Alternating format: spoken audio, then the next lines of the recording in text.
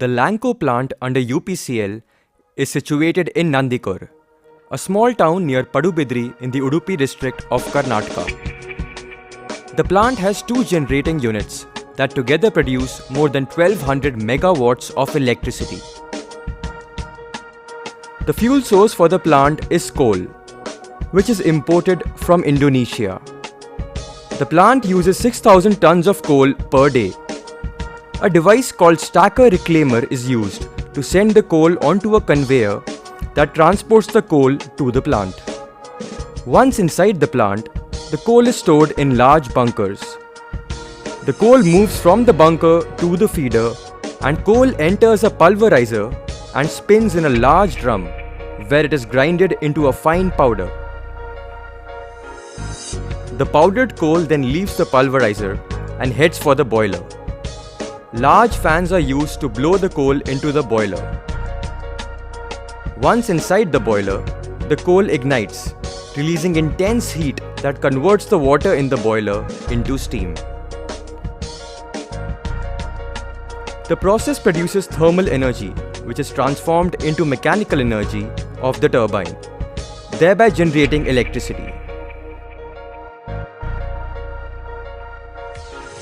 Steam used transforms into hot water, which is sent to the cooling towers. Fly ash is captured and removed from the flue gas by electrostatic precipitators located at the outlet of the furnace and before the induced draft fan. The structure of the chimney is for venting the hot flue gases or smoke from the boiler to the outside atmosphere. The working of the chimney is based on natural draft or stack effect. The hot air, being lighter, rises to the top. The process of igniting the coal produces ash, which is of two kinds, bottom ash and fly ash. Bottom ash is stored in an ash pond. The fly ash is released in the air. It is this fly ash which is being blamed by the locals for pollution of the air. This flash animated diagram basically shows how a thermal power plant functions from portion to portion. UPCL, UPCL is not facing any problem, but UPCL, as you know, it is a power generating company. Presently, they are having two units, each of 600 megawatt each, total 1200 megawatt per day. What is their capacity of power generation? As per the MOF stipulation, 100% water they are bringing from the sea only. They doesn't have any borewell or open well or any other sources other than sea.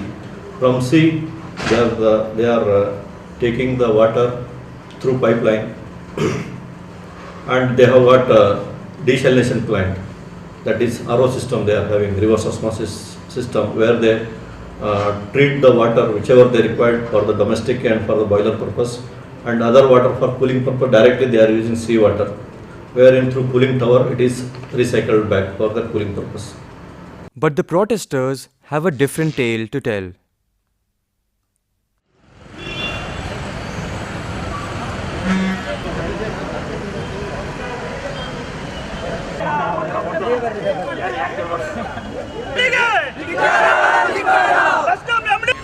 ನಮ್ಮ ಜಿಲ್ಲೆಯಲ್ಲಿ ರೈತರಿಗೆ current ಇಲ್ಲ, ಮಕ್ಕಳಿಗೆ current ಇಲ್ಲ. ಇಷ್ಟು ದೊಡ್ಡ company ಇದು. ನಮ್ಮ ಮಕ್ಕಳು ಓದೋದು ಬೇಡ. ಇಲ್ಲಿ ನಮಗೆ ಚಿಮಣಿ ಅಡಿಯಲ್ಲಿ ಕತ್ತಲೆ ಅಂತೇಳಿ ನಾವು ಕತ್ತಲೆಯಲ್ಲಿ ಕೂತ್ಕೊಂಡು ಓಡಬೇಕು. ಕರೆಂಟ್ ಬ್ಯಾಂಗ್ಳೂರಿಗೆ ಕಳಿಸಿ ಹೊಡೆದ. ಎಲ್ಲಿ ಸತ್ತಿದ್ದಾರೆ ಈ ನಮ್ಮ ಜಿಲ್ಲೆ MP ಎಲ್ಲಿ ಸತ್ತಿದ್ದಾನೆ, MLA ಎಲ್ಲಿ ಸತ್ತಿದ್ದು, DC ಎಲ್ಲಿ ಸತ್ತಿದ್ದಾರೆ. ಜೂನ್ ಅವರು ಏನ್ ಮಾಡ್ತಿದ್ದೆ ಅವರು? ಸರ್, ನಮ್ಮ ಸಮಸ್ಯೆ ಯಾರಿಗೆ ಗೊತ್ತಿಲ್ಲ ಹೇಳಿ. ಏನೇ ನೀವು ಹೊಸದಾಗಿ ಏನು ಕೇಳ್ತೀರಿ ನೀವು? ನಮ್ಮ ದುಡ್ಡಲ್ಲಿ AC ರೂಮಲ್ಲಿ ಕೂತ್ಕೊಂಡು ಇವರು ದೊಡ್ಡ ತೋರಿಸೋದು ಬೇಡ. ಸಾಧ್ಯ ಇದ್ರೆ ಬರಲಿ, ಇಲ್ಲಿ ನಾವು ಏನು ಮಾಡೋದು ನಾವು ಮೂರೇ ದಿನ ಟೈಮು, ಖಾಲಿ 3 ದಿವಸ ದಾಟಿ ಬರ್ತೇವೆ. 3 ದಿವಸ ಆಗಲಿಲ್ಲ ಅಂತ ನಾವು MD ಗೆ ರಿಸೈನ್ ಕೊಡಬೇಕಾಗ್ತದೆ. ಇವತ್ತು ಕರ್ನಾಟಕ ರಾಜ್ಯ ರೈತ ಸಂಘ ರಾಜ್ಯ ಉಪಾಧ್ಯಕ್ಷ ಮಾತಾಡ್ತಿದ್ದೇನೆ ನಾನು. ಇಡೀ ಕರ್ನಾಟಕದಾದ್ಯಂತ ನಾವು ಬಂದ್ ಮಾಡ್ತೇವೆ. ರೈತರ ಪಂಪ್ ಸೆಟ್ಟನ್ನು ಯಾವ ರೀತಿ ಮುಟ್ಟಿದ್ದಾರೆ ಅಂತ ನಮ್ಗೆ ಉತ್ತರ ಬೇಕು. ಇಲ್ಲ ಬೇಡ, ನಮ್ಮ ಜನರನ್ನು ಅವ್ರು ಯಾವ ರೀತಿ ಬತ್ತಲೆ ಮಾಡಿದ್ರೆ ಏನು ಬೇಡ ಬಿಡಿ. ಇಲ್ಲ ಯಾವ ರೀತಿ ನೀವು ಬತ್ತಲೆ ಮಾಡಿದ್ರೆ ನಾವು ಬತ್ತಲೆ ಆಗ್ತೇವೆ. ಅಲ್ಲಿ ಮಾನ ಮರ್ಯಾದೆ ಬೇಕಾಗಿಲ್ವಾ? ಬತ್ತಲೆ ಮಾಡ್ತಾರೆ ಮಾಡಿ ಏನು ಕಿತ್ಕೊಳ್ತಾರೆ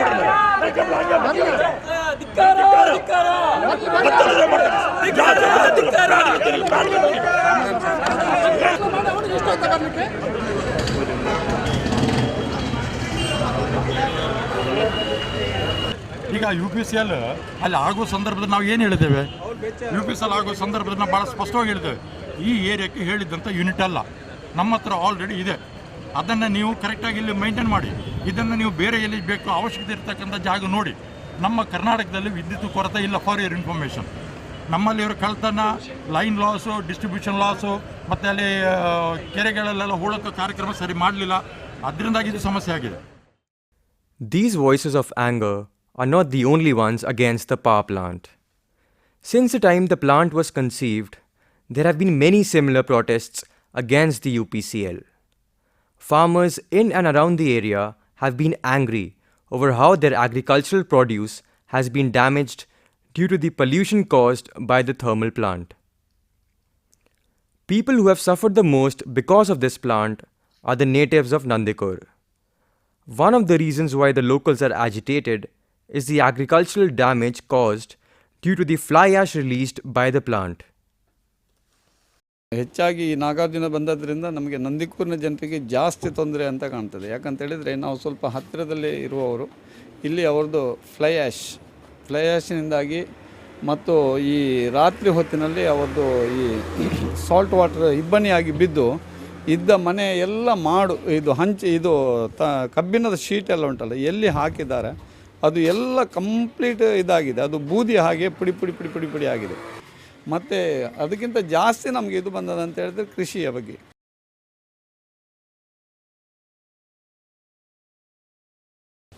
ಇದು ಕಂಪಿನ ನಮಗೆ ಇದು ಬಂದ ನಂತರ ಈ ಕಲರ್ ಬರುವುದು ನಮ್ಮ ಕೃಷಿಗಳಿಗೆಲ್ಲ ಫಲವಸ್ತು ಎಲ್ಲ ಅದರಲ್ಲಿ ಕಡಿಮೆ ಬರುವುದು. ಇದಕ್ಕಿಂತ ಮುಂಚೆ ನಾನು ಅದರ ಫೋಟೋ ತೆಗೆದಿಟ್ಟಿದ್ದೇನೆ. ಹೌದೌದು, ಅದರ ಬಿಳಿ ಬೂದಿ ಹಾರ್ತದೆ ರಾತ್ರಿಗೆ. ಆ ರಾತ್ರಿ ಬಂದ ಬೂದಿ ಇದು ಎಲ್ಲ ಕೃಷಿಗೆ ಅದರಲ್ಲಿ ತೊಂದರೆ ಉಂಟು ನಮಗೆ. ನಾವು ಬಟ್ಟೆ ಇದಕ್ಕೆ ಹಾಕಿದ್ದಾರೆ, ನಾವು ಒಣಗಲಿಕ್ಕೆ ಹಾಕಿದ್ದಾರೆ, ಬಟ್ಟೆಯಲ್ಲಿ ಬರ್ತದೆ, ಬಟ್ಟೆಗೆ ಬರ್ತದೆ. ಬಾವಿಯ ನೀರು ಉಪ್ಪು ಉಂಟು, ಈಗಲೂ ಕೂಡ ಉಪ್ಪು ಉಂಟು. 3-4 ವರ್ಷ ಆಯಿತು ಉಪ್ಪು ಹಾಗೆ.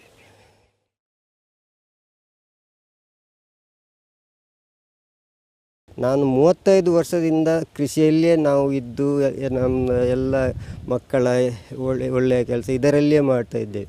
ಈಗ ನಮಗೆ ಒಂದು 3-4 ವರ್ಷದಿಂದ ಏನು ಫಲವತ್ತು ಏನೂ ಬರುವುದಿಲ್ಲ ಈ ಕಂಪಿನ ಹೆಸರಲ್ಲಿ. ಅಡಿಕೆ ಮರ ಉಂಟಲ್ವ, ಅದರಲ್ಲಿ ನಾನೊಂದು 400ರಲ್ಲಿ 7 ಕ್ವಿಂಟಲು ಅಡಿಕೆ ತೆಗ್ತಾ ಇದ್ದೇನೆ.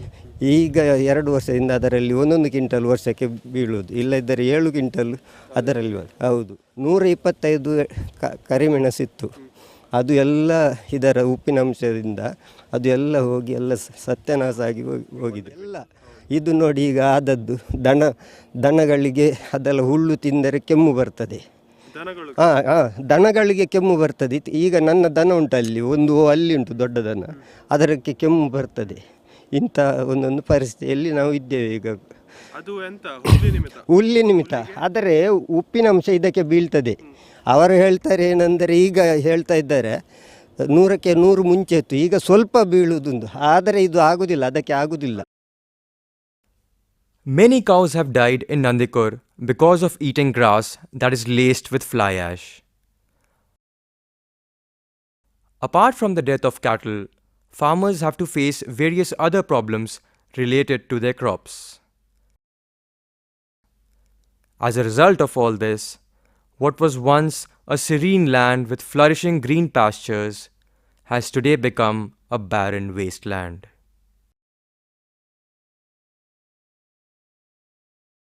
ಬಿಟ್ಟಿದ್ದಾರೆ. ಏನಿಲ್ಲ ಪಾಪ, ಏನು ಮಾಡಲಿಕ್ಕೆ ಇದ್ದಿಲ್ಲ. ಕೆಲವರೆಲ್ಲ ಅಲ್ಲಿ ಒಳಗಿದ್ದವರು ಇಷ್ಟು ಕೂಗ್ತಾ ಇದ್ದಾರೆ, ಅವರಿಗೆ ಕೃಷಿ ಮಾಡಲಿಕ್ಕೆ ಸಾಧ್ಯನೇ ಇಲ್ಲ.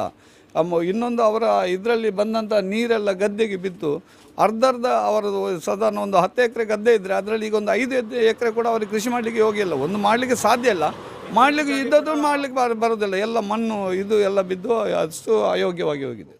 ಮತ್ತು ಇದರಲ್ಲಿ ವಿಶೇಷ ಅಂತ ಹೇಳಿದರೆ ಇಲ್ಲಿ ನಮ್ಮ ಈ ಕಡೆಯ ಪರಿಸರದಲ್ಲಿ ಹಲಸಿನ ಮರ, ಒಂದೇ ಒಂದು ಹಲಸಿನ ಮರ ಜೀವ ಇರಲಿಕ್ಕೆ ಸಾಧ್ಯ ಇದಿಲ್ಲ, ಎಲ್ಲ ಹಲಸಿನ ಮರ ಸತ್ತು ಹೋಗಿದೆ ಉಪ್ಪು ನೀರು ಬಿದ್ದದ್ರಿಂದ. ಮತ್ತು ತೆಂಗು ಮತ್ತು ಭತ್ತ, ಇದಕ್ಕೆ ಭತ್ತ ಮಾಡಿದಲ್ಲಿ ನಮ್ಮ ಕಳೆದ ಸಲ ಮಾಡಿದ ಇಳುವರಿಯಲ್ಲಿ ನಮಗೊಂದು 30% ಕೂಡ ಇಳುವರಿ ಇದು ಮಾಡಿ ಇದು ಭತ್ತ ಸಿಗಲಿಲ್ಲ. ಬೇಸಾಯ ಮಾಡಲಿಕ್ಕೆ ಆಗೋದಿಲ್ಲ, ಎಲ್ಲ ಕರಟಿ ಹೋಗಿದೆ. ಮತ್ತು ಮೂಡ್ಲಾಗೆ ನಮ್ಮ 13 ಸೈಡ್ ಈಚೆಯಿಂದ ಎಲ್ಲ ಉಂಟು, ನಂದಿಕೂರು ತನಕ ಯಾರಿಗೂ ಆಗೋದಿಲ್ಲ. ಅಲ್ಲಿ ಎಲ್ಲೋ ಕಲ ನೀರು ಹೋಗಿ ಉಪ್ಪು ನೀರು ಹೋಗಿ ಯಾರೂ ಬೇಸಾಯ ಮಾಡಿ ದನ ಕಟ್ಟಲಿಕ್ಕೆ ಆಗೋದಿಲ್ಲ, ಹಾಲಿಲ್ಲ ಎಲ್ಲ. The state, however, argues that it has done its best to ensure that the local ecology is not damaged. From our department, we are visiting the plant 15 days once or every month, and we are collecting the samples, and also it is been tested in the laboratory. And also regarding plantations, as per the stipulations of the board, they have done various different types of category of plants. About 2.5 to 3 lakh saplings they have planted in the last 3 years. But the environmental problems continue to persist. Another major criticism against the plant is related to pollution of the local water bodies. Locals argue that the effluents from the plant are entering the water supply, leaving them with water that is unsafe for human consumption. ಮತ್ತು ಇಲ್ಲಿ ನಮ್ಮ ಈ ಪರಿಸರದಲ್ಲಿಂದ ಜನರಿಗೆ ಕುಡಿಯುವ ನೀರಿನ ಬಗ್ಗೆ ಬಹಳ ತೊಂದರೆ ಆಗಿದೆ. ಅಂದರೆ ಅಂತ ಹೇಳಿದರೆ ಎಲ್ಲ ಬಾವಿಯಲ್ಲಿ ಉಪ್ಪು ನೀರು ಬರ್ತಾ ಉಂಟು ಮತ್ತು ಈ ಬೂದಿಯ ಅಂಶ ಅದರಲ್ಲಿ ತೇಲಿಕೊಂಡಿರುವುದರಿಂದ ಆ ನೀರನ್ನು ಕುಡಿಯಲಿಕ್ಕೆ ಅಯೋಗ್ಯವಾಗಿ ಉಂಟು. ಪೈಪ್ಲೈನ್ ಹಾಕಿದ ನಂತರ ಅದು ನೀರಿನ ಇದೊಂದು ಕಬ್ಬಿಣದ ಅಂಶ ಉಂಟಲ್ಲ, ನೀರು ನಡಿಯಲ್ಲಿ ಬಂದು ಬಾವಿಯ ನೀರೆಲ್ಲ ಅದು ಎಲ್ಲೋ ಕಲರ್ ಆಗಿ ಕುದಿಸುವಾಗ ಕುಡಿಲಿಕ್ಕೆ ಇಲ್ಲ, ಸ್ನಾನ ಮಾಡಲಿಕ್ಕೆ ಇಲ್ಲ, ಮೈ ತುರಿಕೆ ಬರ್ತಿತ್ತು. ನೀರು ಹಾಳಾಗಿದೆ ಅಂದರೆ ಕಲರ್ ಚೇಂಜ್ ಆಗಿದೆ, ಒಂದು ಗ್ರೀನ್ ಟೈಪ್ ಆಗೋದು, ಎಲ್ಲೋ ಕಲರ್ ಆಗೋದು.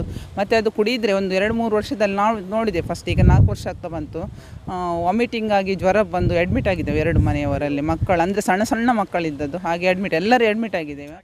ಹೇಗೆ ಅಂತ ನನಗೆ ಸಾಧಾರಣ ಮಟ್ಟಿಗೆ ಗೊತ್ತಾದ್ದು, ಅದು ಪೈಪ್ ಹಾಕಿದ್ದಾರಲ್ಲ, ಪೈಪ್ ಹಾಕುವಾಗ ಅದು ತುಕ್ಕಿಡಿದು ಆ ನೀರಿನಲ್ಲಿ ಇದು ಒಸರು ಅಂತ ಹೇಳ್ತೇವೆ ನಾವು, ಒಸರು ಬರುವುದುಂಟ 1 ಕಿಲೋಮೀಟರ್ ಆಚೆ ಈಚೆ ಅದು ಒಸರು ಹೋಗ ಸ್ವಲ್ಪ ಆಚೆ ಉಂಟು. ಅದು 24 ಅದು ಮಳೆಗಾಲದಲ್ಲೆಲ್ಲ ಕಾಣಿಸ್ತದೆ, ಯಾಕಂದರೆ ನೀರು ಮೇಲೆ ಬಂದ ಗೊತ್ತಾಗ್ತದಲ್ಲ.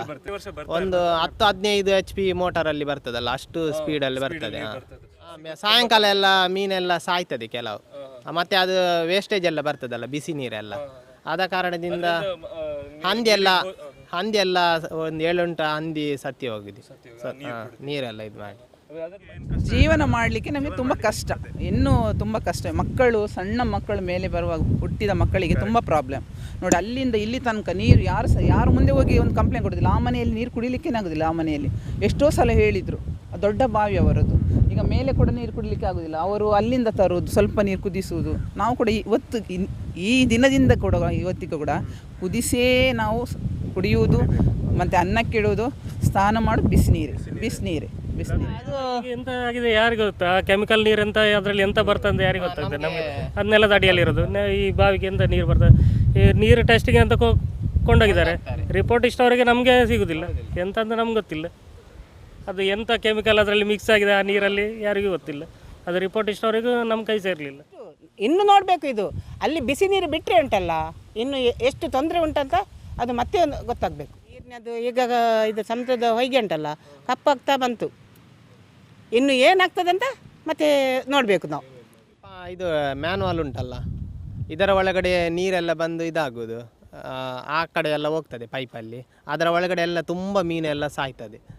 ತುಂಬ ಅಂದರೆ ಅದು ಎಲ್ಲ ದಿವಸಕ್ಕೆ ಒಂದು ಅರ್ಧ ಲೋಡ್ ಆಗ್ಬೋದು ಅಂತ, ಅಷ್ಟೆಲ್ಲ ಮೀನೆಲ್ಲ ಸತ್ತು ತೇಲ್ತದೆ ಇದರ ಒಳಗಡೆ. ನಾವೆಲ್ಲ ಬೇರೆಯವರಿಗೆಲ್ಲ ಕಾಣ್ತದೆ ಅಂತ ಈಗ ಲಾಕ್ ಎಲ್ಲ ಹಾಕಿದ್ದಾರೆ.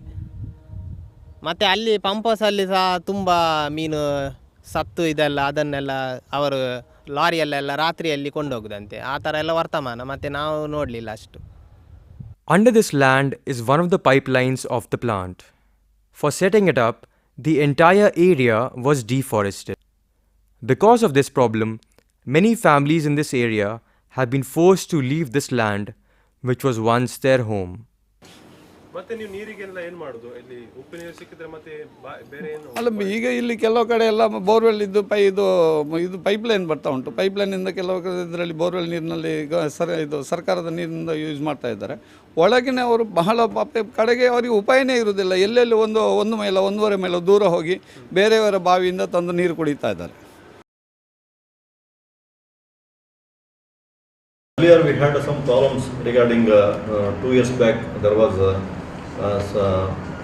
breakage of the pipeline, which whatever the water they are bringing from the sea, the pipeline earlier which was FRP based pipeline was there, which was broken in some places due to the pressure, and immediately afterwards as per the directions they have replaced with the mild steel pipeline. By that from last 1.5 years there is no any such leakage. Environment is not the only thing that has been affected by the thermal plant. The plant has affected the lives of the people at a more personal level, especially in the manner in which it has been constructed. ಹೌದು, road ಇತ್ತು, ಅಲ್ಲಿ road ಕಟ್ಟು ಮಾಡಿದ್ದಾರೆ. ಈ ಕಂಪಿನ ರೈಲ್ವೆಗೆ ಜಾಗ acquire ಆಯಿತು ಬದಿಯಲ್ಲಿ. ನಿಮಗೆ ರೋಡ್ ಕೊಡ್ತೇವೆ ಅಂತ ಮೊದಲು ಅವರು ಹೇಳಿದರು. ಆಮೇಲೆ ಅವರೇನು ಮಾಡಿದರು, ಅವರಿಗೆ ಈ ಕೊಂಕಣ್ ರೈಲ್ವೆ ಹೇಳಿದ್ದಾರಂತೆ ಅದಕ್ಕೆ ಪಾಸಿಂಗ್ ಸ್ವಲ್ಪ ದೂರದಿಂದ ಕಂಪಿನವರು ತಗೊಳ್ಳು, ನಿಮಗೆ ಪಾಸಿಂಗ್ ಕೊಡಲಿ, ಇಲ್ಲಿ ಹತ್ತಿರ ಕೊಡಲಿಕ್ಕೆ ಆಗೋದಿಲ್ಲ ಅಂತ ಅವರು ಹೇಳಿದರು. ಹೌದು, ಇವರ ಹತ್ರ ಮಾತಾಡುವಾಗ ಅದು ನಾವು ಮಾಡೋದಲ್ಲ, ಅದು ರೈಲ್ವೆ ಅವರೇ ಮಾಡಬೇಕು ನಿಮಗೆ ರೋಡು ಅಂತ ಅವರು ಹೇಳ್ತಾರೆ. ಯಾರದ್ದು ಮಾತು ಕೇಳಿ ಎಲ್ಲಿಗೆ ಹೋಗೋದು ಅಂತ ನಮಗೆ ಗೊತ್ತಿಲ್ಲ ಸರ್. ಈಗ ನಾವು ಅಷ್ಟು ಕಷ್ಟದಲ್ಲಿದ್ದೇವೆ ನೋಡಿ. ನೀವು ನಮ್ಮ ಈ ಪರಿಸರ ಉಂಟಲ್ವ, ಒಳ್ಳೆಯ ಪರಿಸರ ನಮ್ಮದು. ಪರಿಸರ, ಈ ಜಾನುವಾರು, ಈ ಫಲವತ್ತು ನಮ್ಮ ಪರಿಸರ ಮಾಲಿನ್ಯ ಇದು ಎಷ್ಟು ಒಳ್ಳೆಯ ನಮಗೆ ವಾತಾವರಣ ಕೊಡ್ತಾ ಇತ್ತು. ಈಗ ಈ ವಾತಾವರಣ ಎಲ್ಲಿಂದ ನಾವು ತರುವುದು? ನಮ್ಮ ಹಿರಿಯ ಪೂರ್ವಜರು ಎಲ್ಲ ಪರಿಸರವನ್ನು ಒಳ್ಳೆಯದು ಮಾಡಿ ಇಟ್ಟಿದ್ದಾರೆ. ನಮಗೆ ಅದನ್ನು ಮಾಡಿಕೊಂಡು ಬರಲಿಕ್ಕೆ ನಾವು ಅದನ್ನೇ ತೆಗೆದು ಬಂದರೆ ನಮ್ಮ ಇನ್ನೇನು ಪರಿಸರ ಹೌದು, ನಮ್ಮ ಮಕ್ಕಳ ಅಲ್ಲ, ನಮ್ಮ ಮಕ್ಕಳ ಮಕ್ಕಳಿಗೆ ಕಷ್ಟ ಆಗೋದಿಲ್ವ?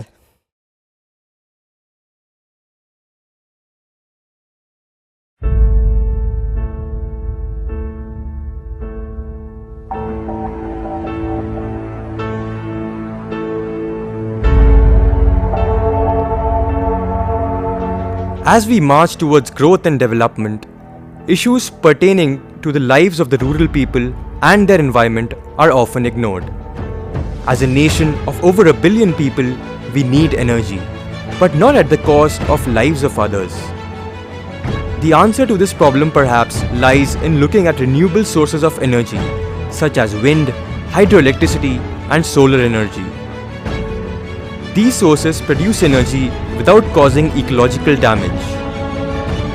Today, in the age of privatization and urbanization, the need of the hour is to engage in real development. And that is achieved not at the cost of others, but by taking everyone along. In the end, let us not forget the voices of the people of Nandikur, that the capitalist paradigm of development attempts to drown.